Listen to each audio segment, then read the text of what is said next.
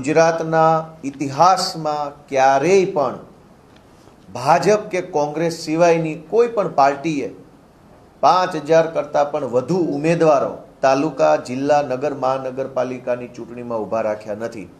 આમ આદમી પાર્ટી એ ગુજરાતના ઇતિહાસની પહેલી એવી પાર્ટી છે કે જેણે ભાજપ અને કોંગ્રેસ સિવાય એક જ સિમ્બોલ ઉપર 5000 ઉમેદવારો ઊભા રાખ્યા અને એમાંથી 500 કરતાં પણ વધુ તાલુકા પંચાયત, જિલ્લા પંચાયતના સભ્યો જીતીને જે આવ્યા છે એ પણ ગુજરાતના ઇતિહાસમાં પહેલી વખત છે કે ઝાડુના એક જ નિશાન ઉપર 500 કરતાં વધુ સ્થાનિક સ્વરાજના ઉમેદવારો જીતે.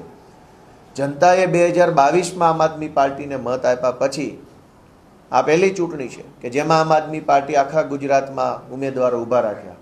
22માં પણ જનતાએ આશીર્વાદ આપ્યા અને 26માં પણ જનતાએ આશીર્વાદ આપ્યા. એ બતાવે છે કે આમ આદમી પાર્ટીનો જનાધાર દિવસે ને દિવસે મજબૂત બનતો રહ્યો છે, મોટો બનતો રહ્યો છે.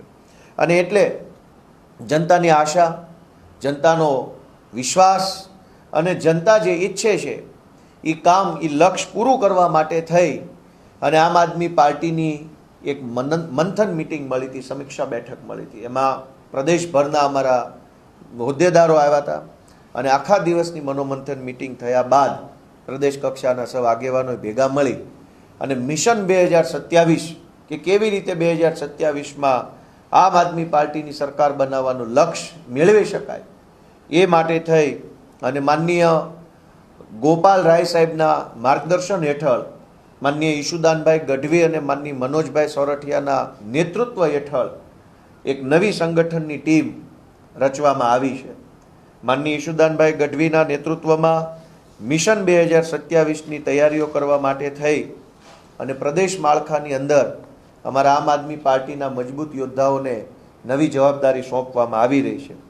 અને એમાં પ્રદેશ કક્ષાએ ઉપપ્રમુખ તરીકે અનેક સાથીઓને જવાબદારી સોંપવામાં આવી છે. આ ઉપપ્રમુખશ્રીઓ પોતાની જવાબદારીના ભાગરૂપે ગુજરાતના અલગ અલગ વિસ્તારોમાં જઈને જનતાના મુદ્દા ઉઠાવવાનું કામ, સંગઠનની દેખભાળ કરવાનું કામ, સંકલન કરવાનું કામ, જનતા સુધી આમ આદમી પાર્ટીનો સંદેશ પહોંચાડવાનું કામ કરવાની જવાબદારી સોંપવામાં આવી છે. ત્યારે પ્રદેશ ઉપપ્રમુખ તરીકે અમારા આમ આદમી પાર્ટીના બહુ જૂના સાથી ડૉક્ટર જ્વેલબેન વસરાને પ્રદેશ ઉપાધ્યક્ષની જવાબદારી સોંપી છે. જ્વેલબેન 3 વખત આંતરરાષ્ટ્રીય સ્તર ઉપર સ્પોર્ટ્સમાં ભાગ લઈ ચૂક્યા છે. પોતે ટેનિસ ફેડરેશનના પ્રમુખ છે ભારતની અંદર. તેઓ PhD કરેલું છે મનોવિજ્ઞાનની અંદર અને આમ આદમી પાર્ટીના ખૂબ જૂના સાથી છે. હમણાં સુધી એ કાર્યકારી અધ્યક્ષની જવાબદારી નિભાવતા હતા. આવા ઉચ્ચ શિક્ષિત, રમતગમતના ક્ષેત્રમાં ખૂબ નામના કમાયેલા સંગઠનના જાણકાર બેન જ્વેલબેનને પ્રદેશ ઉપપ્રમુખ તરીકે જવાબદારી સોંપી છે.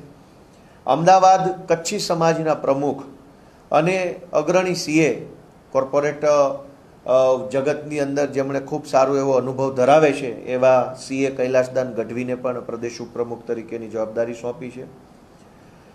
હા, હું લડીશ એવો નારો આપનારા અમારા આમ આદમી પાર્ટીના પાયાના કાર્યકર્તા, ખૂબ જૂના સમયથી આમ આદમી પાર્ટી સાથે જોડાઈ દક્ષિણ ગુજરાતમાં સંગઠન મજબૂત કરવાનું કામ જેમણે કર્યું છે અને 2022ની ચૂંટણીમાં કામરેજ મત વિસ્તારમાં 1 લાખ કરતાં પણ વધુ મત મેળવીને જેમણે ડંકો વગાડ્યો છે એવા શ્રી રામભાઈ ધડુકને પ્રદેશ ઉપપ્રમુખ તરીકે સ્થાન આપવામાં આવે છે.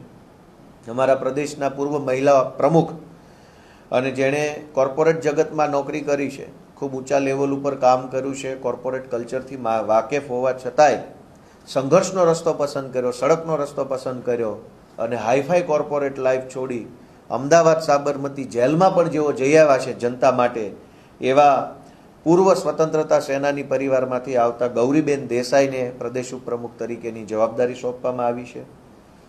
અમારા યુવા આગેવાન, ગુજરાતના હજારો કરોડો યુવાનો માટે જેઓ સતત લડતા આવ્યા છે, ખાસ કરીને પેપર લીક બાબતે જેમણે ખૂબ ઊંચું કામ કર્યું છે. કોઈ પણ ભરતીનું પેપર લીક થાય, IBને કે સરકારને કે પોલીસને ખબર પડે એ પહેલાં યુવરાજસિંહ એવા આરોપીઓ સુધી ને ઘટનાના મૂળ સુધી પહોંચી જાય છે. એવા લડાયક યુવાન યુવરાજસિંહ જાડેજાને પણ આમ આદમી પાર્ટીમાં પ્રદેશ ઉપપ્રમુખ તરીકે જવાબદારી સોંપવામાં આવી છે. આમ આદમી પાર્ટીને છેક છેવાડાની બોર્ડર, રાજસ્થાન બોર્ડર ઉપર આમ આદમી પાર્ટીની તાલુકા પંચાયત બની પોશીના, ખેડબ્રહ્મા, આ મત વિસ્તારની અંદર પણ છેક એકદમ અંતરિયાળ વિસ્તારમાં આમ આદમી પાર્ટીનો ઝંડો બુલંદ કરનારા આદિવાસી સમાજના આગેવાન બિપિનભાઈ ગામેતી, એમને પણ પ્રદેશમાં ઉપપ્રમુખ તરીકે જવાબદારી સોંપવામાં આવી છે. એવા જ આદિવાસી સમાજના આગેવાન 10 કરતાં પણ વધુ આદિવાસી આંદોલનો કર્યા છે. અને ખાસ કરીને આદિવાસી સમાજનો એક મહત્વનો ગંભીર મુદ્દો છે નકલી આદિવાસી સર્ટિફિકેટનો. એ નકલી સર્ટિફિકેટ બાબતે લાંબા સમયથી જે લડાઈ લડી રહ્યા છે એવા આદિવાસી સમાજના કદાવર આગેવાન રાજુભાઈ વલવાઈ, એને પણ આમ આદમી પાર્ટીના પ્રદેશ ઉપપ્રમુખ તરીકે જવાબદારી સોંપવામાં આવી છે.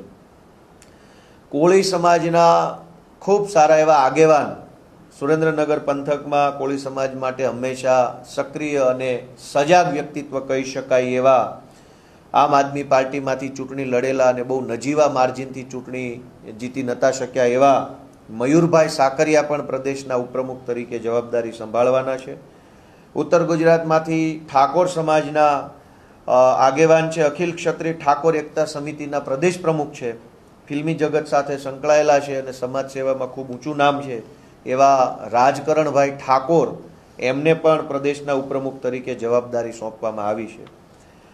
નશા મુક્તિ અભિયાન માટે જેવો હંમેશા સક્રિય રહે છે, કચ્છમાં આપણે જોયું હશે હમણાં કે દારૂના બાબતમાં જનતા રેડ કરી અને એમણે ખોટી રીતે હેરાનગતિનો સામનો કરવો પડ્યો છે. પોતે બહુ નિષ્ણાંત ડૉક્ટર છે, ખૂબ સારું એવું એમનું પર્સનલ જીવન છે, ડૉક્ટર છે, પૈસા કમાય છે, સારી લાઈફ જીવી શકે એમ છે. તેમ છતાંય સમાજનું કામ કરવા, લોકોને ઉપયોગી બનવા માટે જેઓએ અભિયાન હાથ ધર્યું છે એવા કચ્છથી અમારા ડૉક્ટર કાયનાતબેન અંસારી આથા, એમને પણ પ્રદેશના ઉપપ્રમુખ તરીકે જવાબદારી સોંપવામાં આવે છે. અને હમણાં જેમણે ગોંડલની અંદર ડંકો વગાડ્યો છે, ગોંડલ વિશે આપણે બધાએ અહીં અમદાવાદમાં બેસીને ખૂબ સાંભળ્યું છે કે ભાઈ ત્યાં મિર્જાપુર જેવો માહોલ છે. સાચું ખોટું સ્થાનિક લોકોને વધારે ખબર હોય, અમને ખબર હોય પણ બોલીએ નહીં બહુ. પણ ગોંડલ કે જ્યાં ડરનો માહોલ છે, ભયનો માહોલ છે, અને આપણે જોયું છે ઉપરા ઉપરી અનેક ઘટનાઓ ગોંડલમાં બની, હત્યાની, અપહરણની, લૂંટની, અને બધી જ ઘટનાઓ છેલ્લે દબાવી દેવામાં આવી. એવા ગોંડલમાં હિંમતથી જે અમારી રાણી લક્ષ્મીબાઈની જેમ લડાઈ લડે છે અને જેણે આંતરરાષ્ટ્રીય કુર્મી સેનાના ગુજરાત પ્રમુખ તરીકે જવાબદારી સંભાળી છે, હ્યુમન રાઇટના પ્રદેશ અધ્યક્ષ તરીકે જવાબદારી સંભાળી છે, અને ગોંડલમાં હમણાં જિલ્લા પંચાયતની 1 સીટ અને તાલુકા પંચાયતની અનેક સીટો જીતાડવા માટે જેમણે યોગદાન આપ્યું છે એવા જિગીશાબેન પટેલને પણ પ્રદેશના ઉપપ્રમુખ તરીકે જવાબદારી સોંપવામાં આવે છે. અને એવા જ એક દલિત સમાજના આગેવાન, નિવૃત્ત પોલીસ અધિકારી છે, રાષ્ટ્રપતિ એવોર્ડ આપેલો છે, ભારતના રાષ્ટ્રપતિએ જેને સારી કામગીરી માટે સન્માનિત કર્યા છે. 8 જેટલા બાંગ્લાદેશી અને 1 પાકિસ્તાની વ્યક્તિને ભારતમાંથી પકડી અને ડિપોર્ટ કરાવવામાં જેણે ખૂબ સારી ભૂમિકા ભજવી છે એવા પોલીસ અધિકારી જયંતિભાઈ પ્રણામી, તેઓ આપણે અરવલ્લી સાબરકાંઠા તરફના વતની છે, એમને પણ પ્રદેશના ઉપપ્રમુખ તરીકે જવાબદારી સોંપવામાં આવે છે. તો ઈશુદાનભાઈ ગઢવીના નેતૃત્વમાં અને મનોજભાઈ સોરઠિયાના માર્ગદર્શન હેઠળ આ સંગઠનની નવી ટીમમાં જેમને ઉપપ્રમુખ તરીકે જવાબદારી મળી છે એમને હું ખૂબ ખૂબ શુભેચ્છાઓ પાઠવું છું. આ સિવાય અમારા આમ આદમી પાર્ટીના લગભગ સ્થાપના વખતના સભ્ય, જ્યારે આમ આદમી પાર્ટી બની ત્યારથી આમ આદમી પાર્ટી સાથે જોડાઈને એક વોરિયર તરીકે સતત આમ આદમી પાર્ટીની પડખે ઊભા રહ્યા છે. નાનામાં નાના કાર્યકર્તાની કાળજી રાખે, નાનામાં નાના કામની અંદર રસ લઈને ફોકસ કરીને કામ કરે અને તમામ જગ્યાએ પોતાનું સર્વસ્વ સમર્પિત ભાવથી આમ આદમી પાર્ટીમાં કામ કરે છે એવા અમારા યુવાન સાથી અનુપભાઈ શર્મા, એમને પ્રદેશના મંત્રી તરીકેની જવાબદારી સોંપવામાં આવે છે. આ સિવાય આમ આદમી પાર્ટીના જે મોરચો છે, અલગ અલગ મોરચાઓ છે, એની અંદર પણ અમારા સાથીઓની નિમણૂક કરવામાં આવી છે. પ્રદેશના મહિલા મોરચાના અધ્યક્ષ તરીકે અમારા આમ આદમી પાર્ટીના સૌથી લોકપ્રિય મહિલા નેતા, જેમણે સુરત મહાનગરપાલિકામાં વિરોધ પક્ષના નેતા તરીકે પણ જવાબદારી સંભાળી છે, ખૂબ સરસ આક્રમક એમની લડાઈ છે, જનતા માટે હંમેશા તેઓ લડતા આવ્યા છે એવા પાયલબેન સાકરિયાને પ્રદેશ મહિલા મોરચાના પ્રમુખ તરીકે જવાબદારી સોંપી છે. અને અમારા સદાબહાર લોકપ્રિય, હંમેશા યુવાનો જેની વાત સાંભળવા માટે આતુર હોય એવા કોળી સમાજના આગેવાન અને આમ તો ફિલ્મી દુનિયામાં પણ કામ કરે છે એવા બ્રિજરાજભાઈ સોલંકી, એને યુવા મોરચાના પ્રમુખ તરીકે જવાબદારી સોંપવામાં આવી છે. અશાપ આમ આદમી પાર્ટીની છાત્ર વિંગ વિદ્યાર્થી મોરચો જે છે એના પ્રદેશના પ્રમુખ તરીકે ભાઈ શ્રી ધાર્મિકભાઈ માથુકિયાને જવાબદારી સોંપવામાં આવી છે. અને ત્યાર પછી બહુ જ મહત્ત્વની જવાબદારી સંગઠનની પણ છે. અને આ વખતે ગુજરાતમાં 14 જેટલા ઝોનની અંદર સંગઠનને ગોઠવવામાં આવ્યું છે. 14 અલગ અલગ પ્રકારના ઝોન સંગઠનની દ્રષ્ટિએ પાડવામાં આવ્યા છે. અને 14 ઝોનની અંદર અમારા ખૂબ જ અનુભવી, આવડતવાળા, સંયમી, રાજનીતિમાં જેની અંદર કોઠાસૂઝ હોય એવા મહત્ત્વના અમારા સાથીઓ છે. અને સંગઠન મંત્રી, પ્રદેશના સંગઠન મંત્રી તરીકે જવાબદારી સોંપી છે. અમારા આમ આદમી પાર્ટીના ખૂબ જ સૌને ગમતા એવા મીડિયા સંકલનનું કામ સંભાળતા અને પ્રદેશના મુખ્ય પ્રવક્તા ડૉક્ટર કરણ બારોટ, એણે જે રીતે સારી કામગીરી કરી છે આમ આદમી પાર્ટીમાં, જે કામ સોંપ્યું હોય એ કામ સવાયું વધારે કામ કરીને આવે એવી એની આવડતને ધ્યાને લેતા આમ આદમી પાર્ટી દ્વારા એમને પ્રદેશના સંગઠન મંત્રી તરીકે હવે સંગઠનની જવાબદારી ડૉક્ટર કરણ બારોટને સોંપવામાં આવી છે. તેઓ અમદાવાદ પૂર્વ અને અમદાવાદ પશ્ચિમ લોકસભાના સંગઠનની જવાબદારી સંભાળવાના છે. જેઓ 3 પેઢીથી રાજનીતિમાં છે અને અમારા સુરેન્દ્રનગરના આગેવાન છે, એમના દાદાજી નહેરુ સાહેબ સાથે એ વખતની સરકારોમાં કામ કરતા હતા. એમના પિતાજી સરકારમાં મંત્રી હતા, એ પોતે નગરપાલિકાના પ્રમુખ રહી ચૂક્યા છે. એવા 3 પેઢીથી રાજનીતિનો જે અનુભવ ધરાવે છે એવા સુરેન્દ્રનગરથી અમારા વિક્રમભાઈ દવે, એમને પણ પ્રદેશ સંગઠન મંત્રી તરીકે ગાંધીનગર અને સુરેન્દ્રનગર લોકસભાના સંગઠનની જવાબદારી સોંપી છે. અમારા ક્ષત્રિય સમાજના આગેવાન અને ખૂબ સરસ રીતે જેણે આણંદ અને ખેડા પંથકની અંદર આમ આદમી પાર્ટીને મજબૂત બનાવવાનું કામ હાથ ધર્યું છે એવા લડાયક નેતા, કરણી સેનામાં પણ જેઓ પોતાની જવાબદારી બજાવી રહ્યા છે એવા સંજયસિંહ રાજ, એમણે આણંદ અને ખેડા લોકસભાની સંગઠનની જવાબદારી સંગઠન મંત્રી તરીકે સોંપી છે. સુરતની અંદર કોર્પોરેટર તરીકે જેમણે 5 વર્ષ ખૂબ શ્રેષ્ઠ કામ કર્યું છે અને જનતાની અંદર પોતાની છબી એક ઊભી કરી છે એવા મહેશભાઈ અણઘણને વડોદરા લોકસભાનું સંગઠનનું કામ સોંપી અને સંગઠન મંત્રી પ્રદેશ તરીકે જવાબદારી સોંપી છે. આદિવાસી સમાજના આગેવાન અને સરપંચ એસોસિએશનના પ્રમુખ તરીકે જેઓ જવાબદારી સંભાળી ચૂક્યા છે એવા નિરંજનભાઈ વસાવા, એમને પ્રદેશ સંગઠન મંત્રી તરીકે છોટાઉદેપુર અને ભરૂચ લોકસભાની જવાબદારી સોંપી છે. એવા જ અમારા SBI બેંકના પૂર્વ મેનેજર, ખૂબ ઉચ્ચ શિક્ષિત અને ખૂબ સંઘર્ષશીલ પરિવારમાંથી આવતા આદિવાસી સમાજના આગેવાન ભાઈ શ્રી બાબુભાઈ ડામોરને દાહોદ અને પંચમહાલ લોકસભાના સંગઠનની જવાબદારી સોંપવામાં આવી છે. અને એવા જ અમારા ક્ષત્રિય ઠાકોર સમાજના આગેવાન પાટણથી પ્રભાતસિંહ સોલંકી, એમને બનાસકાંઠા અને પાટણની જવાબદારી સોંપવામાં આવે છે. પ્રભાતસિંહ સોલંકી ક્ષત્રિય ઠાકોર સમાજ માટે ખૂબ જ સક્રિય વ્યક્તિ છે, ખૂબ સમાજ માટે કામ કરે છે, મહેનત કરે છે, સમાજનું જાગૃતિ કરવાનું કામ કરે છે. એવા પ્રભાતસિંહ સોલંકીને પ્રદેશ સંગઠન મંત્રી તરીકે જવાબદારી સોંપી છે.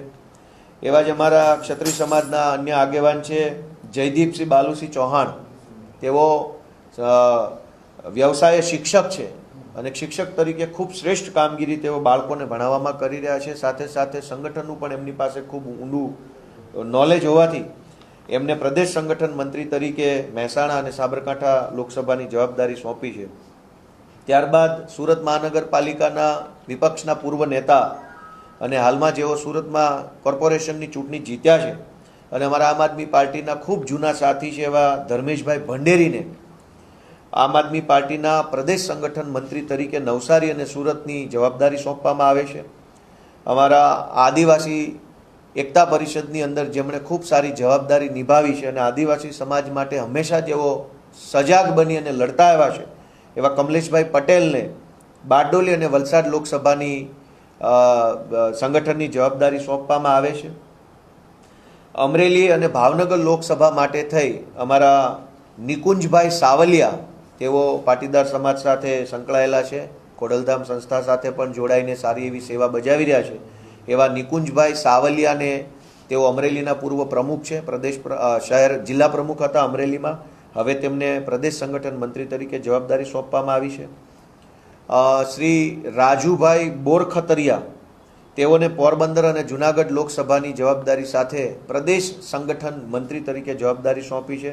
રાજુભાઈ એક શિક્ષક છે, ગામના સરપંચ તરીકે પણ જવાબદારી સંભાળી ચૂક્યા છે. ખૂબ રાજકીય રીતે પરિપક્વ અને અનુભવી વ્યક્તિ છે અને પોતે શાળા સાથે સંકળાયેલા વ્યક્તિ હોવાના કારણે જનસંપર્ક ખૂબ એમનો વિશાળ છે.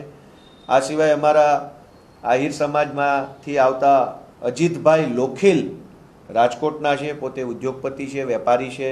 સમાજના તમામ સમાજને સાથે રાખી અને ચાલવાની એમની એક કુશળ આવડત છે. એવા અજીતભાઈ લોખીલને પ્રદેશ સંગઠન મંત્રી તરીકે જામનગર અને રાજકોટ લોકસભાની જવાબદારી સોંપવામાં આવે છે. અને અમારા ખૂબ અનુભવી પીઠ રાજનીતિના જાણકાર એવા ડૉક્ટર કિરીટસિંહ મનુભા રાણા હળવદના છે. ડૉક્ટર કિરીટસિંહ રાણા જે છે એ આમ પોતે ઉચ્ચ શિક્ષિત ડૉક્ટર છે, એકદમ ભણેલ ગણેલ અને સંઘર્ષશીલ પરિવારમાંથી આવે છે. પોતે ક્ષત્રિય રાજપૂત સમાજમાંથી આવતા વ્યક્તિ છે, ખૂબ રાજનીતિના અનુભવી છે.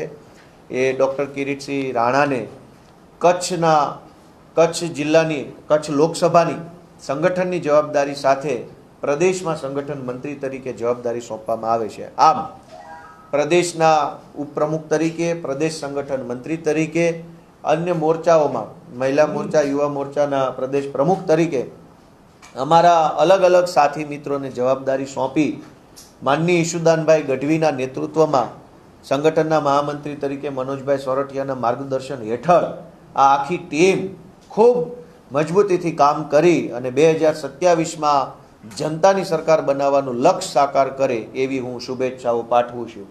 અને આ સાથે હવે આ નવી ટીમ છે એની જવાબદારી પણ બહુ મોટી છે. આજે આપણે જોઈએ છે કે ગુજરાતમાં અને આમ તો આખા દેશમાં હાલત બહુ ડામાડોળ છે.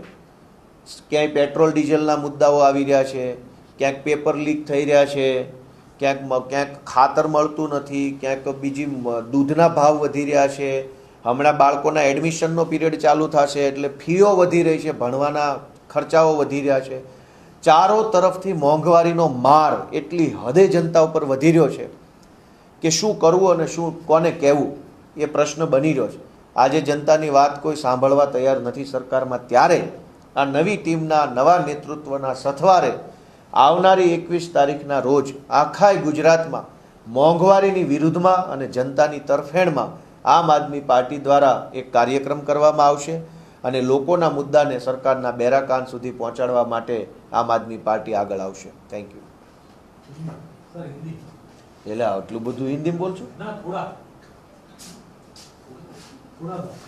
હલકા સા હિન્દી બોલ.